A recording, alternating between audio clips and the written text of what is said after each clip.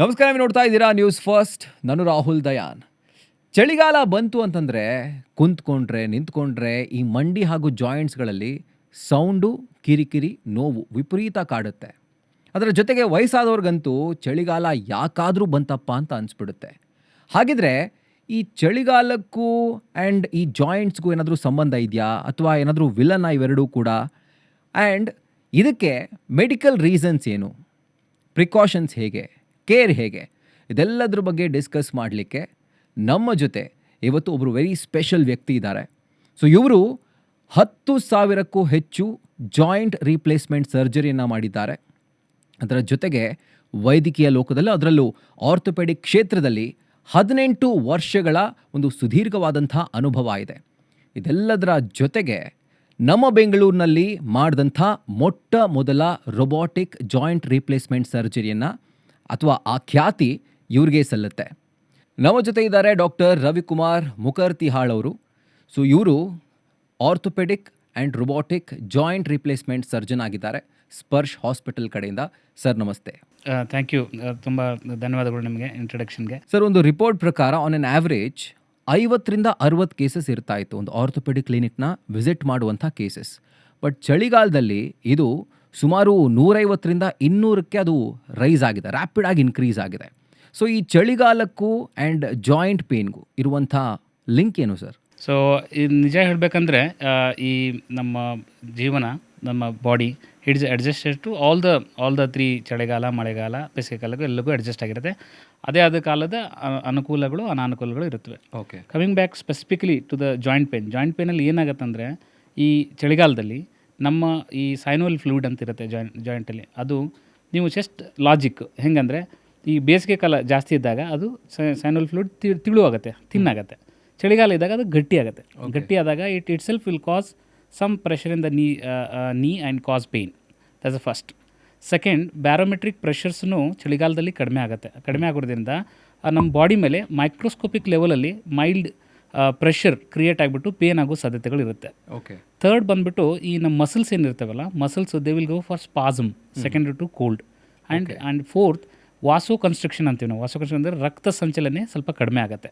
ಕಡಿಮೆ ಆದಾಗೂ ನಮಗೆ ಈ ಏನು ಪಿ ಸಬ್ಸ್ಟೆನ್ಸ್ ಅಂತ ಅಂತೀವಿ ನಾವು, ಪೇನಿಂದ ಆಗೋ ಸಬ್ಸ್ಟೆನ್ಸ್ಗಳನ್ನು ಕ್ಲಿಯರೆನ್ಸ್ ಮಾಡೋಕ್ಕೆ ಅಷ್ಟೊಂದು ರಕ್ತ ಸಂಚಲನೆ ಆಗಲ್ಲ. ಇವು 4 ಬಲವಾದ ಕಾರಣಗಳಿಂದ ಪೇನ್ ಜಾಸ್ತಿ ಅನಿಸುತ್ತೆ, ಎಸ್ಪೆಷಲಿ ಎಲ್ಡರ್ಲಿ ಏಜ್ ಪೀಪಲ್ಗೆ. ಮತ್ತು ರುಮಟಾಯ್ಡ್ ಆರ್ಥರೈಟಿಸ್ ಅಂತ ಇರುತ್ತೆ. ರುಮಟಾಯ್ಡ್ ನಮ್ಮ ರೋಗ ನಿರೋಧಕ ಶಕ್ತಿ ನಮ್ಮದೇ ಉಲ್ಟಾ ಬಿದ್ದಾಗ ಆ ಡಿಸೀಸ್ ಬರೋ ಸಾಧ್ಯತೆಗಳು ತುಂಬ ಜನಕ್ಕೆ ಇರುತ್ತೆ. ಈಗ ನಮ್ಮ ಇಂಡಿಯಾದಲ್ಲೇ around 12% people are suffering with rheumatoid arthritis. 12% of not population, 12% of the arthritic patients are rheumatoid arthritis patient. So ಅವ್ರಿಗಂತೂ ತುಂಬ ಕಷ್ಟ ಇದರಲ್ಲಿ, ಈ ಚಳಿಗಾಲದಲ್ಲಿ. But regular people, elderly people, arthritic ಪೀಪಲಲ್ಲಿ ನಾನು 4 ಕಾರಣಗಳು ಹೇಳಿದ್ನಲ್ಲ, ಆ ಕಾರಣಗಳಿಂದ ನೋವು ಜಾಸ್ತಿ ಅಂತ ಪರ್ಸೆಪ್ಷನ್ ಆಗುತ್ತೆ. ಬಟ್ ಇದು ಓನ್ಲಿ ಹಂಗಂತ ಚಳಿಗಾಲ ಒಂದು ವಿಲನ್ನೇ ಅಂತೇನಲ್ಲ. It has very good other helping mechanism on the body. But joint ಮತ್ತು ಮಸಲ್ಗೆ ಸ್ವಲ್ಪ ತೊಂದರೆ ಕೊಡುತ್ತೆ. ಸರ್, ಬರೀ ಚಳಿಗಾಲದಲ್ಲೇ ಕಾಣಿಸುವಂಥ ಸಮಸ್ಯೆನ, ಅಥವಾ ಎಲ್ಲ ಸೀಸನಲ್ಲೂ ಈ ಥರ ಇರುತ್ತಾ? ಎಲ್ಲ ಸೀಸನಲ್ಲೂ ಇರುತ್ತೆ, ಎಸ್ಪೆಷಲಿ ಟು ಕಾಂಟ್ರಾಸ್ಟ್ ಇದು ಸೀಸನ್ಸ್. ಒಂದು ಚಳಿಗಾಲ, ಒಂದು ಬೇಸಿಗೆ ಕಾಲ. ಬೇಸಿಗೆ ಕಾಲದಲ್ಲಿ ನಾನು ಹೇಳ್ದಂಗೆ ಮತ್ತೆ ವಿಲ್ ಗೋ ಬ್ಯಾಕ್, ಬ್ಯಾರೋಮೆಟ್ರಿಕ್ ಪ್ರೆಷರು ಕಡಿಮೆ ಆಗುತ್ತೆ. ಇಲ್ಲಿ ಬ್ಯಾರೋಮೆಟ್ರಿಕ್ ಪ್ರೆಷರ್ ಜಾಸ್ತಿ ಆಗುತ್ತೆ. ಆವಾಗ ನಮ್ಮ ಬಾಡಿ ಮೇಲೆ ಇಫೆಕ್ಟ್ ಆಗಿಬಿಟ್ಟು ಪೇನ್ ಬರುತ್ತೆ. ಇಲ್ಲಿ ವಾಸೋ ಕನ್ಸ್ಟ್ರಿಕ್ಷನ್ ಆಗುತ್ತೆ, ರಕ್ತ ಸಂಚಲನೆ ಕಡಿಮೆ ಆಗುತ್ತೆ. ಚಳಿಗಾಲದಲ್ಲಿ ರಕ್ತ ಸಂಚಲನೆ ಜಾಸ್ತಿ ಆಗುತ್ತೆ. ಸೊ ಪೇನ್ ವೇರಿಯೇಷನ್ಸ್ ಇರುತ್ತೆ. ಅಲ್ಲಿ ಬೇಸಿಗೆ ಕಾಲದಲ್ಲಿ ನಮ್ಮ ಸೈನೋಲ್ ಫ್ಲೂಯಿಡು ತಿನ್ನಾಗುತ್ತೆ, ಇಲ್ಲಿ ಥಿಕ್ ಆಗುತ್ತೆ. ಸೊ ಕಾಂಟ್ರಾಸ್ಟ್ ಫೀಚರ್ಸಿಂದ ಬೇಸಿಗೆ ಕಾಲದಲ್ಲಿ they will feel lighter, the pain is less and all. So ಇನ್ನೊಂದು ಕಾಂಟ್ರಾಸ್ಟ್ ವಿಷಯ ಏನಂತಂದರೆ, ಈಗ ಚಳಿಗಾಲದಲ್ಲಿ ಮಾಂಸಖಂಡಗಳು ಮತ್ತು ಸ್ನಾಯುಗಳ ನೋವುಗಳು ಜಾಸ್ತಿ ಆಗುತ್ತೆ. ವೇರಾಸ್ ಬೇಸಿಗೆ ಕಾಲದಲ್ಲಿ ಈ ವಾಟರ್ ಹೈಡ್ರೇಷನ್, ಡಿಹೈಡ್ರೇಟ್ ಆಗ್ತೇವಲ್ಲ, ಡಿಹೈಡ್ರೇಟ್ರಿಂದ ಕಾರ್ಟಿಲೇಜ್ ಸಮಸ್ಯೆಗಳು ಜಾಸ್ತಿ ಆಗ್ತವೆ. ಕಾರ್ಟಿಲೇಜ್ ಅಂದರೆ ಈ ಮೂಳೆ ಮೇಲಿರೋ ಒಂದು ಪರದೆ, ಅದರಲ್ಲಿ ವಾಟರ್ ಕಂಟೆಂಟ್ ಕಡಿಮೆ ಆದಾಗ ಅದು it is more susceptible for injuries ಅಂತೀವಿ ನಾವು. ಸೊ ವೇರ್ ಆ್ಯಂಡ್ ಟೇರ್ಗೆ. ಸೊ ವೇರ್ ಆ್ಯಂಡ್ ಟೇರ್ ಸಮಸ್ಯೆಗಳು ಬೇಸಿಗೆ ಕಾಲದಲ್ಲಿ ಜಾಸ್ತಿ. ಈ ಇನ್ಫ್ಲಮೇಟರಿ ಸಮಸ್ಯೆಗಳು ಅಂದರೆ ನಮ್ಮ ರೋಗ ನಿರೋಧಕ ಶಕ್ತಿ ನಮ್ಮದೇ ಉಲ್ಟಾ ಬಿದ್ದಾಗ ಮತ್ತು ಮಾಂಸಖಂಡಗಳು, ಈ ಜಾಯಿಂಟ್ ಊತ ಬರೋ ಸಮಸ್ಯೆಗಳು ಚಳಿಗಾಲದಲ್ಲಿ ಜಾಸ್ತಿ ಆಗ್ತವೆ. ಓಕೆ. ಸೊ ಈಗ ಸರ್, ಒಂದು ಮಾತಿದೆ ಏನಂದರೆ, ಈ ಚಳಿಗಾಲದಲ್ಲಿ ಆಪರೇಷನ್ ಮಾಡಿಸ್ಕೊಳ್ಬಾರ್ದು, ಎಸ್ಪೆಷಲಿ ಹೌದು. ಅದು ಸ್ಕಿನ್ ಅಂತಾನೆಲ್ಲ, ಮೂಳೆಗಳಿಗೆ ಮಾತಾಡೋ ಹಾಗಿದ್ರೆ ಅದೊಂದು ಅದೇನೋ ಅಂತ ನಮ್ಮ ಜನರ ಮಧ್ಯೆ ಅದೊಂಥರ ಇದಿದೆ, ಅದೊಂದು ಮಿತ್ ಅಂತಿರೋ ಅಥವಾ ಒಂದು ರೀಸನ್ ಅಂತಿರೋ ಗೊತ್ತಿಲ್ಲ. ಚಳಿಗಾಲದಲ್ಲಿ ಮೂಳೆ ಆಪರೇಷನ್ ಮಾಡ್ಕೊಳ್ಬಾರ್ದು, ಫ್ರಾಕ್ಚರ್ಗಳು ಮಾಡ್ಕೊಳ್ಬಾರ್ದು, ರಿಕವರಿ ತುಂಬಾ ಲೇಟ್ ಆಗುತ್ತೆ, ತುಂಬಾ ಪೇನ್ ಇರುತ್ತೆ ಅಂತ. ನಿಜನಾ ಸರ್? ನೀವು ಭಾಳ ಒಳ್ಳೆ ಪ್ರಶ್ನೆ ಇದು. ಯಾಕಂದರೆ ಸುಮಾರು ಜನ ಇದು ಕಾಮನ್ ಎಲ್ಲ ನಮ್ಮ ನನ್ನ ಪೇಷಂಟ್ಗಳು ಬಂದು ಕೇಳೋ ಪ್ರಶ್ನೆ ಅದೇನೆ. ಬಟ್ ಆಪ್ರೇಷನ್ಗೆ ಯಾವುದು ಸಂಬಂಧ ಇಲ್ಲ. ಆ್ಯಕ್ಚುಲಿ ನಿಮಗೆ ರಿಯಾಲಿಟಿ ಹೇಳ್ಬೇಕಂದ್ರೆ ನಾವು ಆಪ್ರೇಷನ್ ಮಾಡೋ ಕೊಠಡಿ ಏನಿರುತ್ತಲ್ಲ, ಶಸ್ತ್ರಚಿಕಿತ್ಸೆ ಕೊಠಡಿ, ಅದು 16 ಡಿಗ್ರೀಸ್ ಟು 20 ಡಿಗ್ರೀಸ್ ಟೆಂಪ್ರೇಚರಲ್ಲಿ ನಾವು ಆಪ್ರೇಟ್ ಮಾಡ್ತೀವಿ. ಅದು ಏರ್ ಕಂಟ್ರೋಲಲ್ಲಿ ಅಷ್ಟು ಹ್ಯುಮಿಡಿಟಿನೂ ಕಡಿಮೆ, less than 50% humidity, less than 20 degree temperature ಇರಬೇಕು. ಆ ಟೆಂಪ್ರೇಚರ್ ಮಾಡಿದಾಗ ಇನ್ಫೆಕ್ಷನ್ ಚಾನ್ಸಸ್ ಕಡಿಮೆ ಇರ್ತವೆ. ಸೊ ಆ ಟೈಮ್ ಅಂಥ ಕಂಡೀಷನ್ ಯೂಸ್ ಮಾಡ್ಕೊಂಡು ಮಾಡ್ತಾ ಇರಬೇಕಾದ್ರೆ ಆಪ್ರೇಷನ್ ಮಾಡೋದ್ರಿಂದ ಏನು ತೊಂದರೆ ಇಲ್ಲ. ಬಟ್ ಈ ಜಾಯಿಂಟ್ ಸಮಸ್ಯೆಗಳು ನಾನು ಎಸ್ಪೆಷಲಿ ರುಮಟಾಯ್ಡ್ ಆರ್ಥರೈಟಿಸ್ ಅವ್ರಿಗೆ ಚಳಿಗಾಲದಲ್ಲಿ ಸ್ವಲ್ಪ ನೋವು ಜಾಸ್ತಿ ಆಗುತ್ತೆ. ಬಟ್ ಆಪ್ರೇಷನ್ ಮಾಡಿದವ್ರಿಗೆ ಏನು ಹೀಲಿಂಗ್ ಸಮಸ್ಯೆ ಆಗಲ್ಲ, ಯಾವುದು ಸ್ಕಿನ್ ಹೀಲಿಂಗ್ ಆಗಲಿ, ಬೋನ್ ಹೀಲಿಂಗ್ ಆಗಲಿ, ಜಾಯಿಂಟ್ ಹೀಲಿಂಗ್ ಆಗಲಿ ಯಾವುದು ಸಮಸ್ಯೆ ಆಗಲ್ಲ. ಇದೊಂದು ಸ್ವಲ್ಪ ಮಿತ್ ಅಂತ ಹೇಳ್ಬೋದು. ಮಿತ್ತೆ. ಹೌದು. ಯಾಕಂದ್ರೆ ಇವತ್ತಿಗೂ ಎಷ್ಟೋ ಜನ ಈಗ ಫಾರ್ ಎಕ್ಸಾಂಪಲ್ ಬಿದ್ರೂ ಚಳಿಗಾಲದಲ್ಲಿ ಹುಷಾರಾಗಿರಿ ಅಂತ ಹೇಳ್ತಾ ಇರ್ತಾರೆ. ಅಂಡ್ ಹಳ್ಳಿಗಳ ಕಡೆ ತುಂಬಾ ಜಾಸ್ತಿ ಪ್ರಚಲಿತದಲ್ಲಿರುತ್ತೆ. ಅದು ಮೋಸ್ಟ್ ಪ್ರಾಬಬ್ಲಿ ನಾನು ತುಂಬ ಅದನ್ನ ಬಗ್ಗೆನೂ ತುಂಬ ಪ್ರಶ್ನೆ ಕೇಳಿದಾಗ ನಾನು ಯೋಚನೆ ಮಾಡಿದೆ. Most probably in cold season, Kartika ಮಾಸ ಇಂಥದ್ದೆಲ್ಲ ಬರ್ತಿತ್ತಲ್ಲ ಅವಾಗ. So just like they wanted to avoid and also maybe there's a reason. ಹೀಗಾಗಿ ಸುಮ್ಮ ಹಬ್ಬಗಳು ಹರಿದಿನಗಳು ಈ ಆಗಸ್ಟ್ರಿಂದ ಡಿಸೆಂಬರ್ ಮಧ್ಯದವರೆಗೂ ಸುಮಾರು ಈ ಥರ ಶ್ರಾವಣ ಮಾಸ ಬರುತ್ತೆ, ಕಾರ್ತಿಕ ಮಾಸ ಬರುತ್ತೆ, ಗಣಪತಿ ಹಬ್ಬ ಬರುತ್ತೆ, ದೀಪಾವಳಿ, ದಸರಾ, ಈ ಎಲ್ಲ ಈ ಟೈಮಲ್ಲೇ ಆಗೋದಲ್ಲ. Probably that's the reason they use to avoid surgery ಅಂತ ನನಗನ್ಸುತ್ತೆ. But as per scientific reasoning goes there is no reason. ಏನಂತಂದ್ರೆ ಅದಕ್ಕೂ ಇದಕ್ಕೂ ಸಂಬಂಧ ಇಲ್ಲ ಸರ್ಜರಿ. Very nice. ಆ್ಯಂಡ್ ಒಂದು ರಿಪೋರ್ಟ್ ನಾನು ಓದ್ತಾ ಇದೆ ಸರ್. ಇನ್ಫ್ಯಾಕ್ಟ್ ಒಂದು ಫಾರಿನ್ ಜರ್ನಲಲ್ಲಿ ಬಂದಿದ್ದಂಥ ರಿಪೋರ್ಟ್ ಅದು. ಅಂದರೆ ಅದರಲ್ಲಿ ಡಿಪ್ರೆಷನ್ ಆ್ಯಂಡ್ ಆಂಗ್ಸೈಟಿಗೂ ಕೂಡ ಲಿಂಕ್ ಇದೆ ನಿಮ್ಮ ಜಾಯಿಂಟ್ ಪೇನ್ ಅನ್ನುವಂಥದ್ದು. ಅದು ಎಷ್ಟರ ಮಟ್ಟಿಗೆ ನಿಜ ಸರ್? ಇದು ಭಾಳ ಸೂಪರ್ ಕ್ವಶನ್ ಅಂತ ಹೇಳ್ಬೋದು. ಯಾಕಂದರೆ ಇದನ್ನು ಯಾರೂ ಈ ಥರ ಯೋಚನೆ ಮಾಡೋಕ್ಕೂ ಕಾಮನ್ ಜನರಿಗೆ ಆಗಿರಲ್ಲ. ಅಂದರೆ ನಮ್ಮ ದೇಶದಲ್ಲಿ ಏನಾಗಿದೆ ಅಂದರೆ ಫ್ರ್ಯಾಕ್ಚರ್ ಆಗಬೇಕು, ಏನಾದರೂ ಮೇಜರ್ ಹೆಡ್ ಇಂಜುರಿ ಆಗಬೇಕು ಅಂದರೆ ಅಷ್ಟೇ ಸಮಸ್ಯೆ. ಮಾನಸಿಕ ಸಮಸ್ಯೆ ಬಗ್ಗೆ ಅಷ್ಟೊಂದು ಯಾರಿಗೂ ಅಷ್ಟೊಂದು ಇದಿಲ್ಲ, ತಿಳುವಳಿಕೆ ಇಲ್ಲ. ನಿಜ ಹೇಳ್ಬೇಕಂದ್ರೆ ಮಾನಸಿಕ ಸಮಸ್ಯೆ ಅದು ಏನೋ ಸುಮ್ಮನೆ ಡ್ರಾಮಾ ಮಾಡ್ತಾ ಇದ್ದಾನೆ, ನಾಟಕ ಮಾಡ್ತಿಲ್ಲ. ಮಾನಸಿಕ ಸಮಸ್ಯೆಗಳಿಗೂ ಅದೂ ಒಂದು ರೋಗ, ಅದೂ ಒಂದು ಸೈನ್ಸ್. ಸೊ ಯಾವಾಗ ನಾವು ಡಿಪ್ರೆಷನ್ನಲ್ಲಿ ಇರ್ತೀವಿ ಅವಾಗ ನಮ್ಮ ಹತ್ರ ಬಾಡಿಯಲ್ಲಿ ಸ್ಟ್ರೆಸ್ ಹಾರ್ಮೋನ್ಸ್ ತುಂಬ ರಿಲೀಸ್ ಆಗುತ್ತೆ.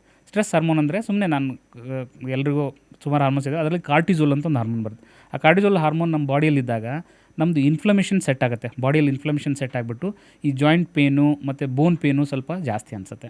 So this is the scientific reasoning beyond why depression and anxious patients they will have more pain appreciation ಅಂತೀವಿ ನಾವು ಅದಕ್ಕೆ, ಅವ್ರ ಪೇನ್ ಪರ್ಸೆಪ್ಷನ್ ಅಂತೀವಿ. Pain perception more compare to others. This is the reason beyond it. So ಇನ್ನೊಂದು sir, ನಾವು ಜಾಸ್ತಿ ನೀರು ಕುಡಿದಷ್ಟು ಅಥವಾ ಹೈಡ್ರೇಟ್ ಮಾಡಿದಷ್ಟು ಜಾಯಿಂಟ್ ಪೇನ್ ಕಮ್ಮಿ ಆಗುತ್ತೆ ಅಂತ ಹೇಳ್ತಾರೆ. ಬಟ್ ಚಳಿಗಾಲದಲ್ಲಿ ನಮ್ಮ ಬಾಯಾರಿಕೆನೇ ಆಗಲ್ಲ. ಹೌದು.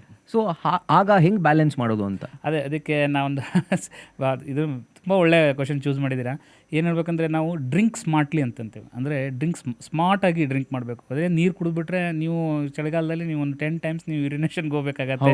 Especially elderly people who are having joint pain, they can walk and they can fall, so many things. So we have to drink warm fluids and warm fluids. ಆಮೇಲೆ water rich content ಇರೋಂಥ ಫ್ರೂಟ್ಸ್ನ ತಿನ್ನಬೇಕು.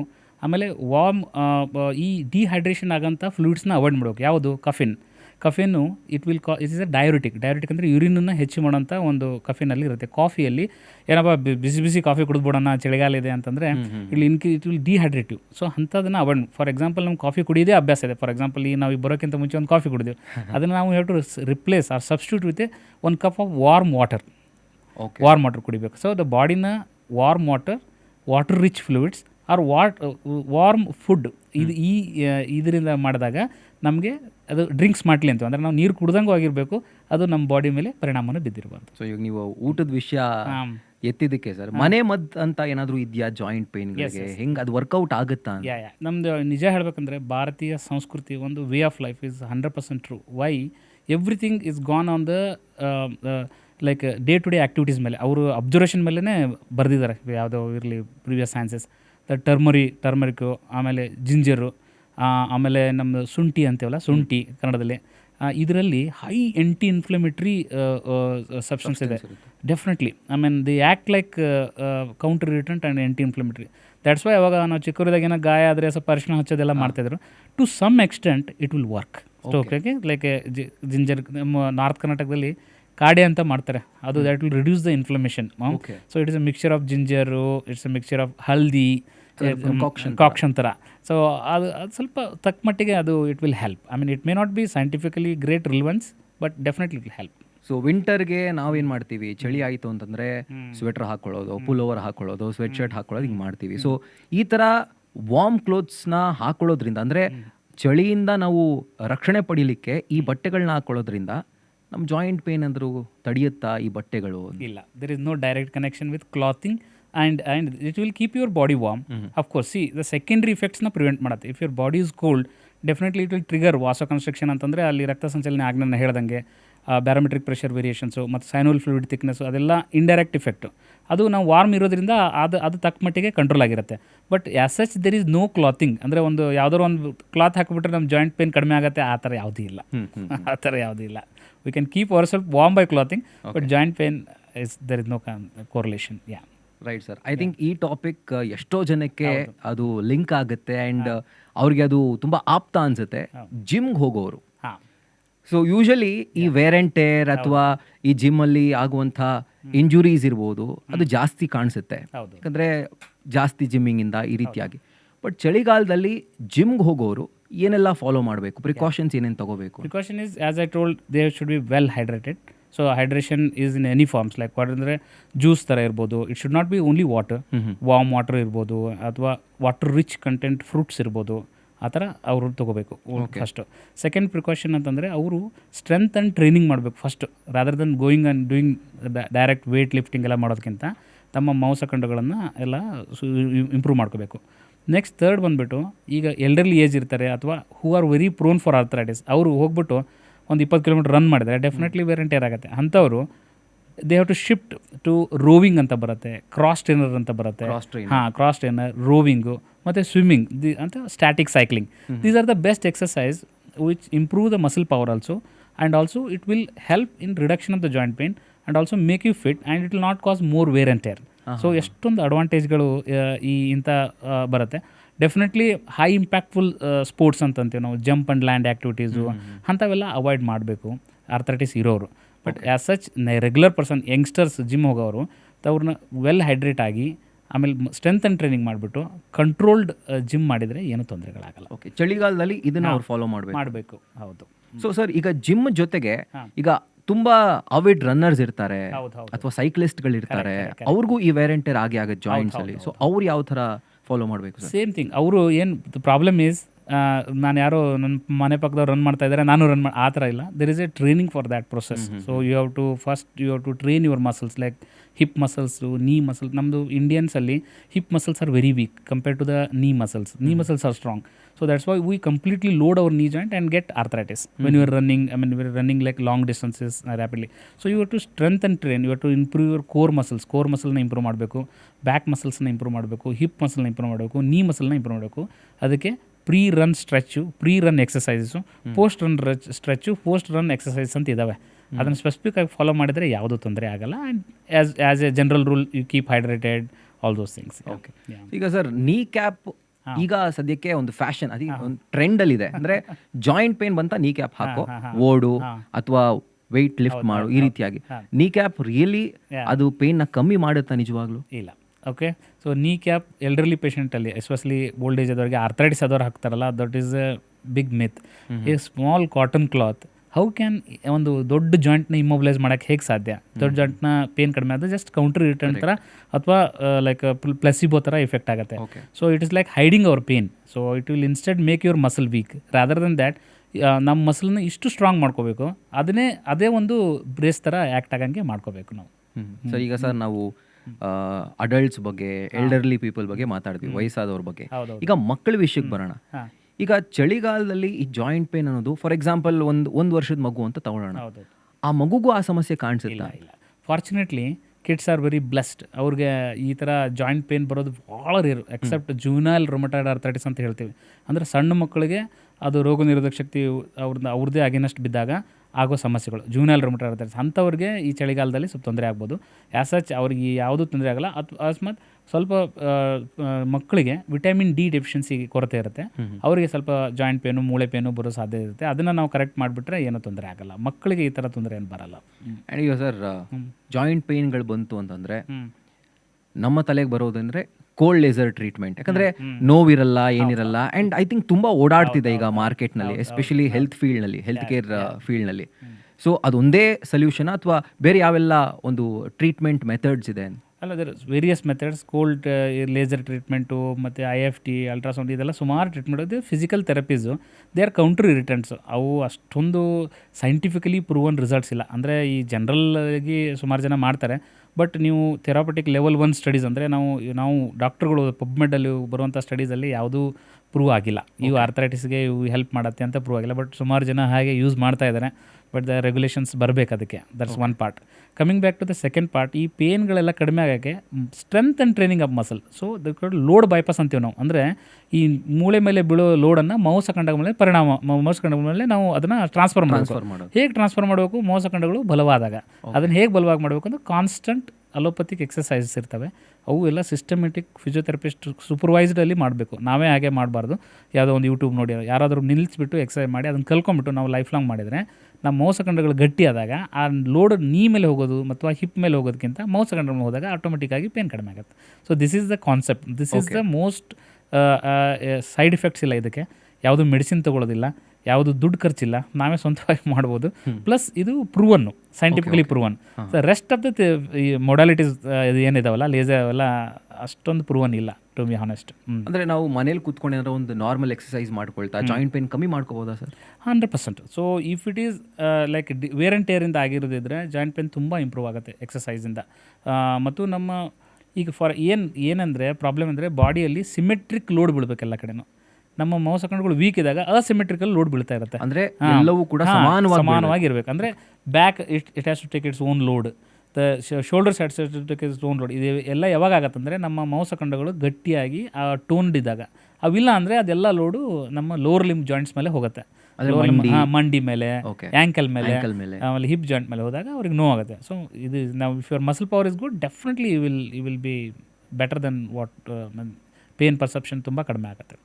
ಈಗ sir ನಾವು 25ರಿಂದ 30, 30ರಿಂದ 35 ಈ ವಯಸ್ಸಿನವರಲ್ಲಿ ಈ ನಡುವೆ ಈ joint pain, back pain, neck pain ಇದನ್ನೆಲ್ಲ ನಾವು ತುಂಬ ಐ ಥಿಂಕ್ ಆ ಕೇಸ್ಗಳೆಲ್ಲ ತುಂಬ ಜಾಸ್ತಿ ರಿಪೋರ್ಟ್ ಆಗ್ತಿದ್ದಾವೆ. ಸೊ ಈ ಸೆಡೆಂಟ್ರಿ ಲೈಫ್ ಸ್ಟೈಲ್ ಏನಾದರೂ ಅದಕ್ಕೆ ಪೂರಕವಾಗಿ ಆ ಕೇಸ್ಗಳನ್ನ ಜಾಸ್ತಿ ಮಾಡ್ತಾ ಇದೆಯಾ? Absolutely. So sedentary life style is adding up. ಅಂದರೆ ನಮಗೆ ಮುಂಚೆ ಆ್ಯಕ್ಟಿವ್ ಲೈಫ್ ಅಂತ ಏನಿತ್ತು ಅದು ತುಂಬ ಸುಮಾರು ಜನಕ್ಕೆ ಕಡಿಮೆ ಆಗಿದೆ. Some people are extremely fit, like ಅವ್ರು ತುಂಬ ಚೆನ್ನಾಗಿ ಎಕ್ಸಸೈಸ್ ಮಾಡ್ತಾರೆ, ಓಡಾಡ್ತಾರೆ. But around 80 to 90% of the population is going to sedentary lifestyle because of thus various reasons.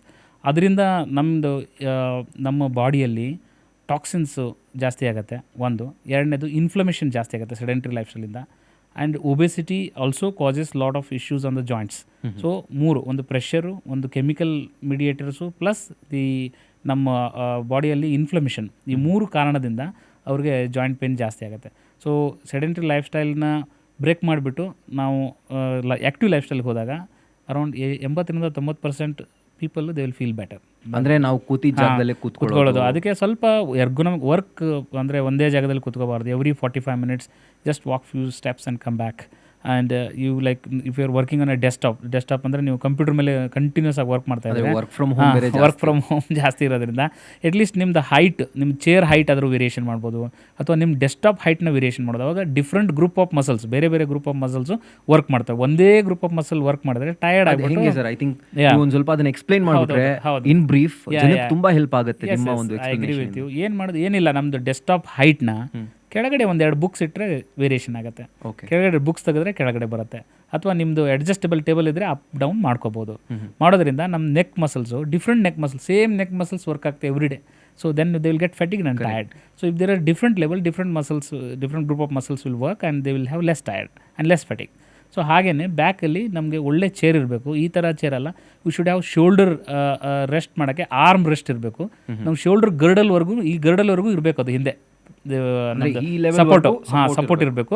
Plus arm rest ಇರಬೇಕು. ಆರ್ಮ್ ರೆಸ್ಟ್ ಇದೆ ಹಿಂಗೆ ಪುಲ್ ಆಗಲ್ಲ. ಹಿಂಗೆ ಪುಲ್ ಆದಾಗ ಈ ನೆಕ್ ಮೇಲೆ ನೋವು ಬರುತ್ತೆ. ಶೋಲ್ಡರ್ ಸಪೋರ್ಟ್ ಇಲ್ದಾಗ ನಾವು ಬ್ಯಾಕ್ ಮೇಲೆ ಎಂಟೈರ್ ಪ್ರೆಷರ್ ನಾವು ಥೊರಾಸಿಕ್ ಮತ್ತು ಲಂಬಾರ್ ಸ್ಪೈನ್ ಮೇಲೆ ಪ್ರೆಷರ್ ಹಾಕ್ತೀವಿ, ಆವಾಗ ಅದ್ರದ್ದು ಪೇನ್ ಬರುತ್ತೆ. ಸೊ ಆ ಥರ ಚೇರ್ ಇರಬೇಕು. ಓಕೆ. ಆಮೇಲೆ ನಾವು ವರ್ಕಿಂಗ್ ಪ್ಲೇಸಲ್ಲಿ ಸ್ಟ್ಯಾಂಡ್ ಆ್ಯಂಡ್ ವರ್ಕ್ ಅಂತೀವಿ ನಾವು ಹೊಸದು, ನಿಂತ್ಕೊಂಡು ವರ್ಕ್ ಮಾಡಿರಿ ಅಂತ.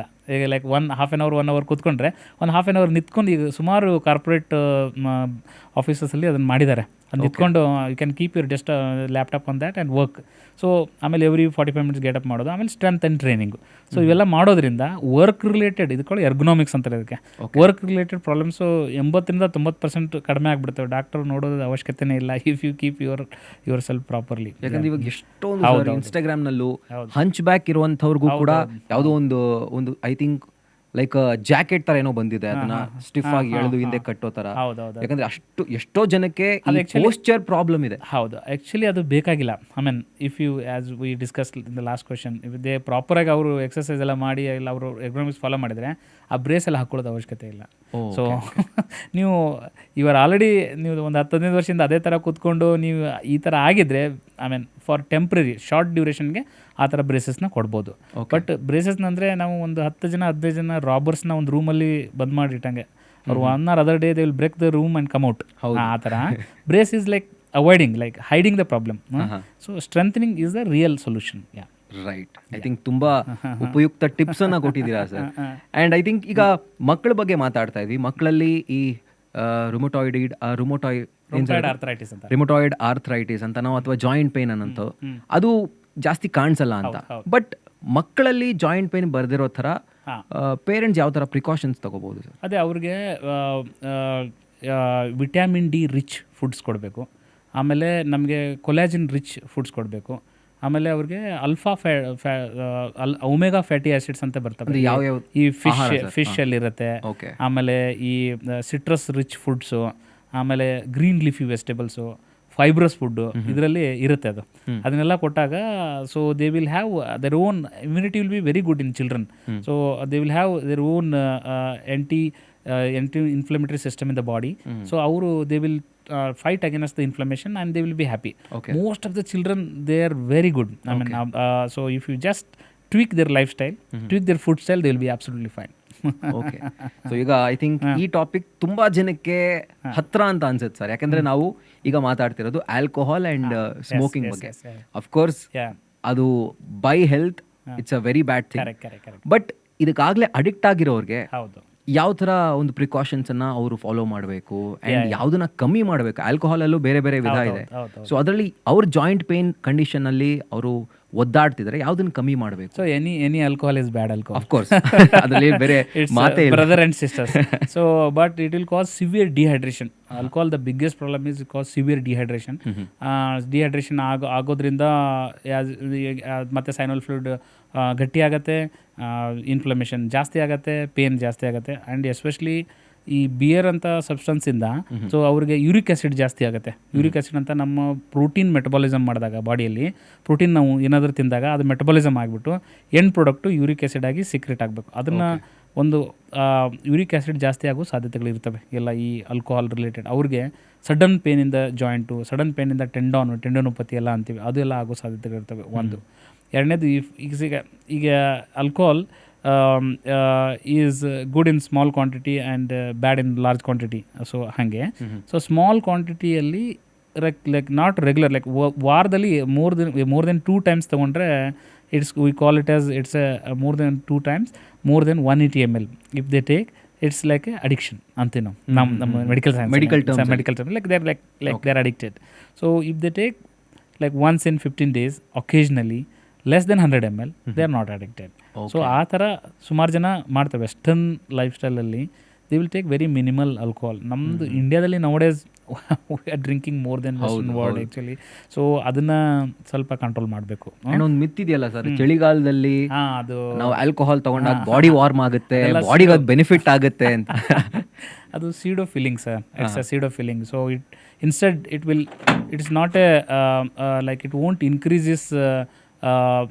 ಈಗ ಏನು ಅನ್ಕೊತಾರೆ ಅಂದರೆ it will actually it's a depressant. Alcohol is a depressant. Alcohol causes depression. Okay, ಅಂದರೆ ಮೈಂಡಲ್ಲಿ ಇಟ್ ಕಾಸಸ್ ಹಾರ್ಮೋನ್ಸ್ಲೆಲ್ಲ ಸಪ್ರೆಸ್ ಮಾಡಿಬಿಟ್ಟು ಅದನ್ನು ಆ್ಯಕ್ಟಿವಿಟಿನ ಕಡಿಮೆ ಮಾಡುತ್ತೆ. ಎರಡನೇದು ಇಟ್ ಡಿಸ್ಟರ್ಬ್ಸ್ ಸ್ಲೀಪ್. ಓಕೆ, ಮೂರನೇದು ಇಟ್ ಡಿಹೈಡ್ರೇಟ್ಸ್ ಯು. ನಾಲ್ಕನೇದು it when it dehydrates, automatically your body temperature will fall. Instead of temperature going up, it falls. So all those things are wrong. Only it causes euphoria for 15 ನಿಮಿಷ ಸ್ಟಾರ್ಟಿಂಗಲ್ಲಿ ಯುಫೋರಿಯಾ ಒಂದು hour 2 ಅವರ್ಸಲ್ಲಿ ಆ ಯುಫೋರಿಯಾದಿಂದ we feel warm. It's not warm, it's a false warm. ಅದಕ್ಕೋಸ್ಕರ right sir. Yes yes. So ಈಗ sir ನಾವು physiotherapy best ಅಂತ ಹೇಳ್ತಾ ಇದ್ದೀವಿ ಜಾಯಿಂಟ್ ಪೇನ್ಗಳಿಗೆ. ಬಟ್ ಫಿಸಿಯೋಥೆರಪಿಯಲ್ಲಿ ಅಂದ್ರು ಯಾವ ಎಕ್ಸಸೈಸ್ ಬೆಸ್ಟ್ ಅಂಡ್ ಯಾವ ಎಕ್ಸಸೈಸ್ ವರ್ಸ್ಟ್, ಇದು ನಾವು ಮಾತಾಡ್ತಿರುವಾಗ ಅದು ಜಿಮ್ಮಿಂಗ್ ಆಗಿರ್ಬೋದು, ರನ್ನಿಂಗ್ ಆಗಿರ್ಬೋದು, ಅಥವಾ ಸೈಕ್ಲಿಂಗ್ ಆಗಿರ್ಬೋದು, ಯಾವುದಾದ್ರೂ ಆಗಿರ್ಬೋದು, ಯಾವ ಎಕ್ಸಸೈಸ್ ಜಾಯಿಂಟ್ ಪೇನ್ಗೆ ಬೆಸ್ಟ್, ಯಾವುದು worst? Anything in excess is toxic. Okay, so elderly people who are like already having arthritis, jump and land activities are not good. Like lawn tennis, settle badminton, skipping. So these are not good for them. Brisk walk, plain ground walking ಮಾಡಬೇಕು. ಆಮೇಲೆ ಅವ್ರಿಗೆ ಮೆಟ್ಲು ಒಳ್ಳೇದಲ್ಲ, ಮೆಟ್ಲು ಹತ್ತೋದು ಇಳಿಯೋದು. ಸ್ವಲ್ಪ ಜನಕ್ಕೆ cardiac ಚೆನ್ನಾಗಾಗಲಿ ಅಂತ ಮೆಟ್ಲು ಹತ್ತೋದು ಇಳಿಯೋದು ಮಾಡ್ತಾರೆ. ದಟ್ ದೇ ಪ್ರಾಬ್ಲಮ್ ವಿತ್ ನೀ. ಅವ್ರಿಗೆ ಮುಂದೆ 3 ಕಂಪಾರ್ಟ್ಮೆಂಟ್ ಇರುತ್ತೆ. ಒಂದು anterior compartment, medial compartment, lateral. Anterior compartment ತುಂಬ ಅಫೆಕ್ಟ್ ಆಗುತ್ತೆ. ನೀವು ಮೆಟ್ಲು 100 ಟೈಮ್ಸ್ ಮಾಡಿದರೆ, 5-6 ಸಲ ಮಾಡಿದರೆ ಪರವಾಗಿಲ್ಲ. ದಿನಕ್ಕೆ ನಾವು ಚೆನ್ನಾಗಿನ ಫಿಟ್ ಆಗಬೇಕಂತ ಮಾಡ್ತಾ ಇರ್ತಾರೆ. But that's not the good way of doing it. So ಅಂಥವ್ರಿಗೆ ಸ್ವಿಮ್ಮಿಂಗು, ಆಗಲೇ ಹೇಳ್ದಂಗೆ ನಾನು ರೋವಿಂಗು, ಸೈಕ್ಲಿಂಗು, ಇಂಥ ಎಕ್ಸಸೈಸು ಒಳ್ಳೆಯದು. ಆಮೇಲೆ ಕ್ರಾಸ್ ಟ್ರೈನರ್ ಇಂಥದ್ದು ಒಳ್ಳೆಯದು. ಸೊ ಜಿಮ್ಮಲ್ಲಿ ಇಟ್ಸ್ ಎ ಸಿಸ್ಟಮೆಟಿಕ್ ಟ್ರೈನಿಂಗ್. ಜಿಮ್ಮಲ್ಲಿ ಇದೇ ಒಳ್ಳೆಯದು ಇದೇ ಕೆಟ್ಟದ್ದು ಅಂತಲ್ಲ. ಅವ್ರ ಬಾಡಿಗೆ ಯಾವ್ದು ಸೂಟ್ ಆಗುತ್ತೆ ಅದನ್ನು trainer with some good trainer, qualified trainer ಅಂತ ಕಲಿತಾ ಮಾಡಬೇಕು. ಸಡನ್ನಾಗಿ ತುಂಬ ಮಾಡೋದ್ರಿಂದ injuries are very high. So coming back to the exercise ಅಂದರೆ ಟ್ರೈನ್ಡ್ ಅಲೋಪತಿಕ್ ಎಕ್ಸಸೈಸ್ ಇರ್ತವೆ. ನೀಗೆ knee strengthening, quadriceps static exercise, hamstring exercise, ಮತ್ತು ಹಿಪ್ಗೆ ಹಿಪ್ ಅಬ್ಡಕ್ಟರ್ ಸ್ಟ್ರೆಂಥನಿಂಗು, ಬ್ಯಾಕಿಗೆ back strengthening, core strengthening exercise. ಇದರ ಸ್ಪೆಸಿಫಿಕ್ ಇದರಲ್ಲಿ 5-6 ಡಿಫ್ರೆಂಟ್ ವಿಧಗಳಿದ್ದಾವೆ. ಇದು ಸೈಂಟಿಫಿಕ್ ಟರ್ಮಿನಾಲಜಿ. ಇದನ್ನು ಫಿಸಿಯೋಥೆರಪಿಸ್ಟ್ಗೆ ಗೊತ್ತಿರುತ್ತೆ, ಅವರು ಟೀಚ್ ಮಾಡ್ತಾರೆ. ಅದನ್ನು ಕರೆಕ್ಟಾಗಿ ಕಲ್ತ್ಬಿಟ್ಟು ನಾವೇ ಸ್ವಂತವಾಗಿ ಮಾಡ್ಬೋದು. ಅದೇನು ದೊಡ್ಡ ರಾಕೆಟ್ ಸೈನ್ಸ್ ಇರಲ್ಲ. ಬಟ್ ಕರೆಕ್ಟಾಗಿ ವೇಯಲ್ಲಿ ಯಾರಾದರೂ ಸೂಪರ್ವೈಸ್ ಕಲ್ತ್ರೆ ಇಂಜುರೀಸ್ ಆಗಲ್ಲ. ಸೊ ಮಸಲು ಪ್ರಾಪರಾಗಿ ಟ್ರೈನ್ ಆಗುತ್ತೆ. ಸೊ ಒಂದು ಪ್ರಾಪರ್ ಕೋಚಿಂಗ್ ಅಂಡ್ ಟ್ರೈನಿಂಗ್ ಮುಖಾಂತರ ಈ ಸಮಸ್ಯೆನ ಮನೇಲಿ ಕೂತ್ಕೊಂಡೇ ಎಕ್ಸಸೈಸ್ ಮಾಡ್ತಾ ನಾವು ಕಮ್ಮಿ ಮಾಡಬಹುದು. 80-90% people will become better with simple exercise. Oh, yeah, very nice sir. And ಈಗ ಸರ್ ಮೇನ್ ಊಟದ ವಿಷಯಕ್ಕೆ ಬರೋಣ. ಈ ಫುಡಲ್ಲಿ ಚಳಿಗಾಲದಲ್ಲಿ ಜಾಯಿಂಟ್ ಪೇನು ಕಮ್ಮಿ ಆಗಬೇಕು ಅಂದರೆ, ಅಥವಾ ಬರಬಾರ್ದು ಅಂತ ಹೇಳೋಕ್ಕಾಗಲ್ಲ, ಬಟ್ ಕಮ್ಮಿ ಆಗಬೇಕು ಅಂತಂದರೆ ಯಾವ ಆಹಾರ ಬೆಸ್ಟ್, ಯಾವ ಆಹಾರ ಪದ್ಧತಿ ಬೆಸ್ಟ್ ಅಂತ? Any food which is warm. Okay, like food water ಎಲ್ಲ ಬಂದರೆ ಲ್ಯೂಕ್ ವಾರ್ಮ್ ವಾಟರ್, ಆಗಲೇ ಹೇಳ್ದಂಗೆ ನಾನು ಬೆಚ್ಚಗಿರೋ ವಾಟರ್ ರಿಚ್ ಫ್ರೂಟ್ಸು, ಆಮೇಲೆ ಬ್ಯಾಲೆನ್ಸ್ ಡೈಟ್ ಅಂದರೆ ಪ್ರೋಟೀನ್ ಇರಬೇಕು, ಅದ್ರಾಗೆ ಸ್ವಲ್ಪ ಕಾರ್ಬೋಹೈಡ್ರೇಟ್ ಇರಬೇಕು, ಸ್ವಲ್ಪ ಗ್ರೀನ್ ಲೀಫಿ ವೆಜಿಟೇಬಲ್ಸ್ ಇರಬೇಕು. ಸೊ ಈ ಮಿಕ್ಸ್ಡ್ ಡೈಟು ಅಂದರೆ ಈಗೇನು ರೈಸ್ ಆಡು ಭಾಷೆಯಲ್ಲಿ ಒಂದು ಐಟಮ್ಸ್ಗಳು ಅಂದರೆ ಈಗ ರೈಸ್ ತಿನ್ಬಾರ್ದು ಅಂತ ಹೇಳಿದ್ರೆ ಆ ಥರ ಏನಿಲ್ಲ. ಎಲ್ಲನೂ ಮಿತವ್ಯಯವಾಗಿ ತಿನ್ಬೇಕು. ರೈಸು, ಚಪಾತಿ, ರಾಗಿ ಮುದ್ದೆ, ಈ ಸೊಪ್ಪಿನ ಸಾರು, ಆಮೇಲೆ ಈ ತರಕಾರಿ ಪಲ್ಯಗಳು ಲೈಕ್ ಎಷ್ಟೊಂದು ಒಳ್ಳೆ ಸಿಗ್ತವೆ ಹಳ್ಳಿ ಸೈಡಲ್ಲಿ, ತರಿಸಿ ತಿನ್ಬೋದು. ಈ ಬೆಂಗಳೂರಲ್ಲಿ ಸಿಗ್ತವೆ. ಹಾಗೆ ಎಲ್ಲನೂ ಒಂದು ಮಿಕ್ಸ್ ಮಾಡಿ ತಿನ್ನಬೇಕು. ಒಂದೇ ಒಂದು ಹೈ ಪ್ರೋಟೀನ್ ಡೈಟ್ ತಿಂದರೆ ಅದಕ್ಕೆ ಅದು ಕಾನ್ಸಿಕ್ವೆನ್ಸಸ್ ಇದಾವೆ. ವೇಟ್ ಎಲ್ಲ ಕಡಿಮೆ ಆಗುತ್ತೆ, but it has its own deleterious effect. High carbohydrate ತಿಂದರೆ ಡಯಾಬಿಟೀಸ್ ಜಾಸ್ತಿ ಆಗೋ ಚಾನ್ಸ್ ಇರುತ್ತೆ. ಆಮೇಲೆ ನಮಗೆ ಫ್ಯಾಟಿ ಡಿಪೋಷನ್ ಆಗೋ ಚಾನ್ಸ್ ಇರುತ್ತೆ. So it should be balance diet. There is no like food which can increase, which can make you better, but there is a combined food. ಅಂದರೆ ಎಲ್ಲ ಥರ ಕೂಡಿ ಮಾಡಿದಾಗ ನಿಮಗೆ ಒಂದು ಕರೆಕ್ಟಾಗಿ ಊಟದ ಪದ್ಧತಿಯನ್ನು ಫಾಲೋ ಮಾಡಿದ್ರೆ ಒಳ್ಳೆಯದು. ಈಗ ಸರ್ ವೆಜ್ ಬಗ್ಗೆ ಮಾತಾಡ್ತೀವಿ, ನಾನ್ ವೆಜಿಟೇರಿಯನ್ಸ್ ಕೂಡ ನೋಡ್ತಿರ್ತಾರೆ. ಸೊ ಅವ್ರಿಗೂ ಒಂದು ಥಾಟ್ ಇರುತ್ತೆ, ಅಕಸ್ಮಾತ್ ನಾವೇನಾದರೂ ಈ ರೆಡ್ ಮೀಟ್ ಕನ್ಸಂಪ್ಷನ್ ಜಾಸ್ತಿ ಮಾಡೋದ್ರಿಂದ ಜಾಯಿಂಟ್ ಪೇನ್ ಜಾಸ್ತಿ ಆಗುತ್ತಾ, ಅಥವಾ ನಿಮ್ಮ ಪ್ರಕಾರ ಏನು? ಜೊತೆಗೆ ಮಾಂಸಾಹಾರ ಅಂತಂದ್ರೆ ಯಾವುದನ್ನ ಲಿಮಿಟ್ ಅಲ್ಲಿ ತಗೋಬೇಕು, ಅಥವಾ ಯಾವುದನ್ನ ತಗೊಂಡ್ರು ಪರವಾಗಿಲ್ಲ ಅನ್ನೋದಿದ್ರೆ ಯಾವುದು ಸರ್? ಭಾಳ ಸಿಂಪಲ್ ಆಗಿದೆ calculation. 1 gram for body weight ಒಂದು ಮೀಲ್ಗೆ ನಾವು ಪ್ರೋಟೀನ್ ತೊಗೋಬೋದು. For example we are 70 kg 80 kg ಅಂದ್ಕೊಳ್ಳಿ, ನಾವು 80 ಗ್ರಾಮ್ ಪ್ರೋಟೀನ್ನ ಒಂದು ಮೀಲ್ಗೆ ತೊಗೋಬೋದು. ಒಂದು ಮೀಲ್ಗೆ 80 ಗ್ರಾಮ್ ಅಂದರೆ 2 ಡಿವೈಡೆಡ್ ಬೈ, ಅಂದರೆ ಅದು it may be plant protein or animal protein. Coming back to animal ಪ್ರೋಟೀನಲ್ಲಿ the best protein which has very minimal issues on the body are fish, ಅಂದರೆ ಸೀ ಫುಡಲ್ಲಿ ಎಸ್ಪೆಷಲಿ ಫಿಶ್. ಆಮೇಲೆ coming back then chicken. But ಅದರಿಂದ ಒಳ್ಳೆ ಸೋರ್ಸಿಂದ ತೊಗೋಬೇಕು. Chicken nowadays we get lot of adulterated chicken, ಅದು ತುಂಬ ಹಾರ್ಮೋನ್ಸ್ ಅದೆಲ್ಲ, ಅದನ್ನು ನೋಡಿಕೊಂಡು ಒಳ್ಳೆ ಸೋರ್ಸಿಂದ ತೊಗೋಬೇಕು. ಗೊತ್ತಿರೋ ಸೋರ್ಸು ಅಥವಾ ಒಳ್ಳೆ ಬ್ರ್ಯಾಂಡಿಂದ ಯಾವ್ದಾರು ನಿಮ್ಗೆ ಪರಿಚಯ ಇದ್ರೆ ತೊಗೋಬೇಕಾದ್ರು. Third, red meat. Red meat ಆದಷ್ಟು ಅವಾಯ್ಡ್ ಮಾಡಬೇಕು. I mean it is very tastiest sorry what is that meat ಅಂತ ಹೇಳ್ತಾರೆ ಎಲ್ಲರೂ. ಬಟ್ ಎಷ್ಟೋ ಜನ ಐ ಥಿಂಕ್ ಫ್ಯಾನ್ಸ್ ಇದ್ದಾರೆ ಫ್ಯಾನ್ಸ್ ಇರ್ತಾರೆ. ಹೌದು, I agree with you. But ಅದನ್ನು ಮಿತವ್ಯಯವಾಗಿ ತೊಗೊಂಡ್ರೆ ಒಳ್ಳೆಯದು. I mean that should be the last one. ಅಂದರೆ ಅದನ್ನು ನಮ್ಮ ಬಕೆಟ್ ಲಿಸ್ಟಲ್ಲಿ ಲಾಸ್ಟ್ ಇಟ್ಕೋಬೇಕು ಅಂತ, ಕೊನೆಯದಾಗಿ ಇಟ್ಕೋಬೇಕು ಅಂತ. ಜಾಯಿಂಟ್ ಪೇನ್ ಇರೋರು ಇದನ್ನ ಆದಷ್ಟು ಅವಾಯ್ಡ್ ಮಾಡಿದರೆ ಒಳ್ಳೆಯದು ಅವ್ರಿಗೆ. ಓಕೆ ಒಳ್ಳೆಯದು, ಯಾಕಂದರೆ ಯೂರಿಕ್ ಆಸಿಡ್ ಜಾಸ್ತಿ ಆಗುತ್ತೆ. It has its own deleterious effect red meat. So ಈಗ sir bottom line of the story, ಚಳಿಗಾಲಕ್ಕೂ ಆ್ಯಂಡ್ ನಮ್ಮ ಜಾಯಿಂಟ್ ಪೇನ್ಗೂ ನಾವು ಮಾತಾಡ್ತಾ ಇದ್ವಿ. ಸೊ ಕೊನೆಯದಾಗಿ ಇದ್ರ ಬಗ್ಗೆ ನಮ್ಮ ವೀಕ್ಷಕರಿಗೆ ಏನು ಹೇಳಕ್ಕೆ ಇಷ್ಟಪಡ್ತೀರಾ ಸರ್? ಫಸ್ಟ್ ಆ್ಯಂಡ್ ಫಾರ್ಮೋಸ್ಟ್ ಈ ಕ್ಲೈಮೇಟ್ಸ್ ಇದು ನಾವು ಮಾಡಿರೋದಲ್ಲ, ದೇವರು ಅಥವಾ ನಿಸರ್ಗ ಮಾಡಿರೋದು. ಸೊ ಎಲ್ಲ ಕ್ಲೈಮೇಟು ಒಳ್ಳೆಯದೇ. ಯಾವುದು ಈ ವಿಂಟರ್ ಕೆಟ್ಟದ್ದು ಆ ಥರ ಏನು ಯಾವುದೂ ಇಲ್ಲ. ಬಟ್ ಈ ವಿಂಟರ್ ಬಂದಾಗ ನಮ್ಮ ಸ್ವಲ್ಪ ಚೇಂಜಸ್ ಮಾಡ್ಕೋಬೇಕು. ಸಮ್ಮರ್ ಬಂದಾಗ ಸ್ವಲ್ಪ ಚೇಂಜಸ್ ಮಾಡಬೇಕು. ನಾವು ಆಗಲೇ ಡಿಸ್ಕಸ್ ಮಾಡ್ದಂಗೆ ತುಂಬ ಒಳ್ಳೆ ಕ್ವಶನ್ ಕೇಳಿದರು. ಅವರು ಆ ಕ್ವಶನ್ಸನ್ನ ನಾವು ಆನ್ಸರ್ ಡಿಸ್ಕಷನ್ ಆಗಿರೋದನ್ನು ಫಾಲೋ ಮಾಡಿದ್ರೆ ಈ 80-90% ಸಮಸ್ಯೆಗಳು ನಮಗೆ ಇಂಪ್ರೂವ್ ಆಗುತ್ತೆ. ಸೊ ಬಾಟಮ್ ಲೈನ್ಸು ಏನಂದರೆ, ಒಂದು ನಾವು ಆರೋಗ್ಯಕರವಾದ ಜೀವನವನ್ನು ಮಾಡಬೇಕು. ಎರಡನೇದು ನಮ್ಮ ಬಾಡಿನ ಸ್ಟ್ರೆಂತ್ ಆ್ಯಂಡ್ ಟ್ರೈನಿಂಗ್ ಇಟ್ಕೋಬೇಕು, ಒಳ್ಳೆ ವ್ಯಾಯಾಮವನ್ನು ಮಾಡಬೇಕು. ಮೂರನೇದು ನಮ್ಮ ಈ ಊಟದ ಕಂಟೆಂಟ್ ಏನೇನು ಡಿಸ್ಕಸ್ ಮಾಡ್ದಂಗೆ it should be balance food and it should B ಚಳಿಗಾಲದಲ್ಲಿ ವಾರ್ಮ್ ವಾಟ್ರು ಆ ಥರ. ನಾಲ್ಕನೇದು ನಮ್ಮ ಬಾಡಿನ ವಾರ್ಮ್ ಆಗಿ ಇಟ್ಕೋಬೇಕು. ಐದನೇದು ಯಾವಾಗ ನಮ್ಗೆ ಡಾಕ್ಟರ್ ಸಲಹೆ ಬೇಕಾಗತ್ತೆ ಆ ಡಾಕ್ಟರ್ ಸಲಹೆನ ತೊಗೋಬೇಕು. ಸೊ ಸೆಲ್ಫ್ ಮೆಡಿಕೇಶನ್ ಮಾಡೋದು ಅದೆಲ್ಲ ಒಳ್ಳೆಯದಲ್ಲ. ಸೊ ಈ 5 ಸೂತ್ರಗಳನ್ನು ಫಾಲೋ ಮಾಡಿದರೆ ನನ್ನ ಪ್ರಕಾರ ಯಾವುದೂ ತೊಂದರೆ ಆಗಲ್ಲ. ಸರ್, ಈಗ ನೀ ಕ್ಯಾಬ್ಗಳ ಬಗ್ಗೆ ಮಾತಾಡ್ತಾ ಈಗ ಪೇನ್ ರಿಡಕ್ಷನ್ ಆಯಿಲ್ ಅಂತ ಬರುತ್ತೆ ಮಾರ್ಕೆಟ್ನಲ್ಲಿ, ತುಂಬಾ ಅದು ಟ್ರೆಂಡಲ್ಲಿದೆ. ಸೊ ಅದರಿಂದ ಏನಾದರೂ ಜಾಯಿಂಟ್ ಪೇನ್ ಸಮಸ್ಯೆ ಕಮ್ಮಿ ಆಗುತ್ತಾ ಸರ್? ಅದು ಕೌಂಟರ್ ಇರಿಟೆಂಟ್ ಅಂತ ಹೇಳ್ತೀವಿ. ಅಂದರೆ ನಮ್ಮ ದೇಹದಲ್ಲಿ ಏನಾದರೂ ಪೇನ್ ಆದಾಗ 2 ಪೇನ್ ಪಾತ್ವೇಸ್ ಇರ್ತವೆ. ಆ ಪೇನ್ ಪಾತ್ವೇ, ಒಂದು ನಿಜವಾದ ಪೇನನ್ನು ನಮ್ಮ ಸ್ಪೈನಲ್ ಕಾರ್ಡಿಗೆ ತೊಗೊಂಡೋಗ್ಬಿಟ್ಟು ಆಮೇಲೆ ಬ್ರೈನ್ಗೆ ತೊಗೊಂಡೋಗ್ಬಿಟ್ಟು ಮುಟ್ಟಿಸಿ ಪೇನ್ ಅಂತ ತಿಳಿ ಹೇಳೋದು. ಇನ್ನೊಂದು ಪಾತ್ವೇದಾಗ ಅಂದರೆ ಕೌಂಟರ್ ಇರಿಟೆಂಟ್ ನಾವು ಮಾಡಿದಾಗ ಆ ಪಾತ್ವೇ ಹೋಗ್ಬಿಟ್ಟು ಇದನ್ನು ಕನ್ಫ್ಯೂಸ್ ಮಾಡಿಬಿಟ್ಟು ನಿಮ್ಮ ಪೇನನ್ನು ನೆನಪಾರಿಸತ್ತೆ. ಅಂದರೆ ಬ್ರೈನ್ಗೆ ಕನ್ಫ್ಯೂಸ್ ಮಾಡಿ ಒಳಗಡೆ ಇರೋ ಪ್ರಾಬ್ಲಮ್ ಏನು ಸಾಲ್ವ್ ಆಗೋಲ್ಲ. ನಾವು ಓನ್ಲಿ ಪೇನ್ ಕಡಿಮೆ ಆಗಿದೆ ಅಂತ ಫೀಲಿಂಗ್ ಬರ್ಸತ್ತೆ. ಯಾಕಂದರೆ 2 ಕಾಂಪಿಟೇಷನ್ಗಳಿರ್ತವೆ. 2 ಪೇನ್ ಮೆಸೇಜು ಸ್ಪೈನಲ್ ಕಾರ್ಡ್ಗೆ ಬ್ರೈನ್ಗೆ ಟ್ರಾನ್ಸ್ಫರ್ ಆಗಲ್ಲ. Okay. So majority of the oils ಏನಿದಾವಲ್ಲ ಕೆಲಸ ಮಾಡೋದು ಇಷ್ಟೇ. ಓಕೆ. ಸೊ ಒಳಗಡೆ ಇರೋ ಪ್ರಾಬ್ಲಮ್ ಯಾವುದೂ ಆಯಿಲ್ಗಳು ಸಾಲ್ವ್ ಮಾಡೋಕ್ಕೆ ಸಾಧ್ಯ ಇಲ್ಲ. ಯಾಕಂದರೆ ಒಳಗಡೆ ಇರೋ mechanism of inflammation, mechanism of wear and tear is different. It's all counter irritants. Of course ಯಾರಿಗೂ ತುಂಬ ತೊಂದರೆ, ಏನೋ ಸರ್ಜರಿನೇ ಮಾಡಿಸ್ಕೊಳಕ್ಕಾಗಲ್ಲ ಅವ್ರಿಗೆ, ಯಾವುದು ಬೇರೆ ಏನು ಆ ಟೈಮಲ್ಲಿ ಸ್ವಲ್ಪ ಯೂಸ್ ಮಾಡ್ಕೋಬೋದು. It has limited use. I am not denying there is no use. It has very limited use. ಅಷ್ಟೇ ಹೇಳ್ಬೋದು. Right sir. Yes. And straight from the horse's mouth ಅಂತ ಹೇಳೋ ಥರ ಬೆಂಗಳೂರಿನ one of the best orthopaedic and robotic joint replacement surgeon ಆಗಿರುವಂಥ doctor Ravikumar Mukartihal ಅವರು ಇಷ್ಟೊತ್ತು ನಮ್ಮ ಜೊತೆ ಮಾತಾಡ್ತಿದ್ರು. ಆ್ಯಂಡ್ ಜಾಯಿಂಟ್ ಪೇನ್ಗೂ ಚಳಿಗಾಲಕ್ಕೂ ಯಾವುದೇ ಥರದ ಒಂದು ಲಿಂಕ್ ಇಲ್ಲ, ಅದು ಖಂಡಿತವಾಗ್ಲೂ ವಿಲನ್ ಅಲ್ಲ ಅನ್ನುವಂಥದ್ದು ಡಾಕ್ಟರ್ ಅವರ ಮಾತಾಗಿತ್ತು. And sir, thank you so much ಇಷ್ಟೊತ್ತು ನಮ್ಮ ಜೊತೆ ಮಾತಾಡಿದ್ದಕ್ಕೆ. ಆ್ಯಂಡ್ ಒಂದು ದೊಡ್ಡ ಜ್ಞಾನ ಭಂಡಾರವನ್ನು ಕೊಟ್ಟಿದ್ದೀರಾ ಜಾಯಿಂಟ್ ಪೇನ್ ಕುರಿತಾಗಿ. Thank you so much sir. Thank you for inviting us. Thank you very much. So ಇದೇ ಥರದ ಮತ್ತಷ್ಟು ಕಾಂಟೆಂಟ್ಗಳಿಗಾಗಿ, ಹೆಲ್ತ್ ರಿಲೇಟೆಡ್ ಅಪ್ಡೇಟ್ಗಳಿಗಾಗಿ ನ್ಯೂಸ್ ಫಸ್ಟ್ ಹೆಲ್ತ್ನ ಸಬ್ಸ್ಕ್ರೈಬ್ ಮಾಡಿ ಆ್ಯಂಡ್ ಬೆಲ್ ಐಕಾನ್ ಕ್ಲಿಕ್ ಮಾಡಿ.